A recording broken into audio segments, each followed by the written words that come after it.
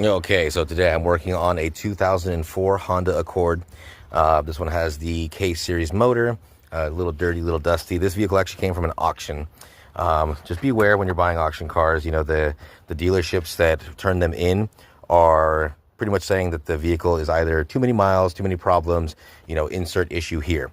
Now, what we were having a problem with was when the vehicle would start, after the vehicle warmed up, the RPMs would surge up and down. It would go between 1,000 and I believe even 2,000 RPM. So the surge was pretty bad. So pulled some codes, found that the computer was saying the idle was higher than expected. So we see that there's a big rip in the intake boot here. Now, the reason that that's a problem is that this little sensor right here is your mass airflow sensor. What that does is lets the computer know how much air is entering into the engine to kind of go with the air fuel trim. Now, with the big rip there, that's a bunch of unmetered air. It's going to cause the engine to run lean and it can surge it. Now, after replacing this boot, you can see we have the new one there. This one had a pretty big rip actually down in here as well that I didn't see. So we replaced the boot and we were still getting a similar but not as bad surge. So what I ended up doing with this K-series motor and a lot of the older Hondas in general, they have the mechanical cable-driven throttle body.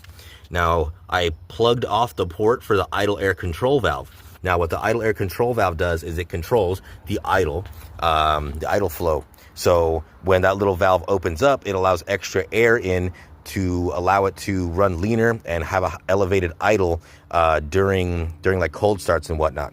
So with that being said, all that dirt that you see around the actual intake boot worked its way down into the throttle body. This is after cleaning it, and worked its way down into this little hole. Now, this little hole right here, let's see if I can get this tape out real quick. Come on.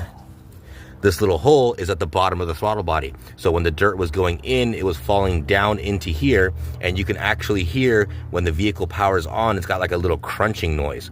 So all that dirt worked its way down into the throttle body, thus causing the idle air control valve to get stuck open, causing the high idle and the surging.